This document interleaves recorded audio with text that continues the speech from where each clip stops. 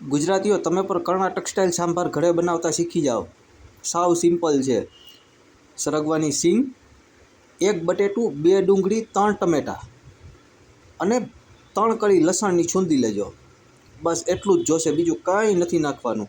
દાળ already આપણે બાફી લીધી છે કુકરમાં, તો એને ઉકળવા મૂકી દીધી છે। શાક વઘારતા હોય એના કરતાં થોડું વધારે તેલ રહી એમાં નાખી દઈશું આપણે રાઈ, જીરું, હિંગ, મેથી દાણા અને બહુ બધા લીમડાના પાન। પછી આ બધા શાકભાજી કાપ્યા હતા ને આપણે, ડુંગળી, ટમેટાં, બટેટું, એ એમાં નાખી દઈશું અને થોડી વાર સ્ટર કરી લેશું।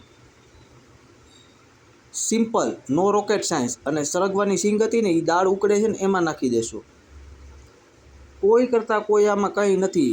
ધાણા જીરું, હળદર, મરચું અને સાંભાર મસાલો એ નાખીને આ રીતના એને મિક્સ કરી લેશું। 2 થી 3 મિનિટ માટે જ ખાલી ચડવા દેશું। પછી આ બધો મસાલો છે ને, એટલે આપણો વઘાર, એને દાળ ઉકળે છે ને એમાં ટ્રાન્સફર કરી દઈશું અને એને ધીમે તાપે 15 થી 20 મિનિટ માટે ઉકળવા દઈશું। આપણો સાંભાર તૈયાર। અને આ છે ઈડલીનું બેટર, આપણે ઘરે બનાવ્યું છે, બહારથી નથી લઈ આવ્યા। કમેન્ટ કરજો, રેસીપી જોતી હોય તો બેટરની આપી દઈ। એમાં નાખી દઈશું 1 ઈનો અને થોડું તેલ। તેલ નાખવાથી ઈડલી શાઇન કરે।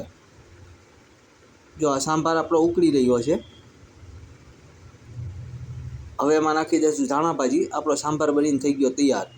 ગ્રીસ કરેલી પ્લેટમાં આ રીતના ઈડલીનું બેટર નાખી દઈશું।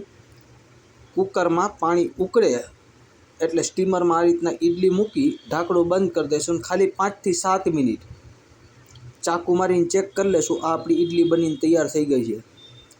તો ચાલો, ઈડલી અને સાથે મસ્ત મજાનો સાંભાર ખાવા માટે થઈને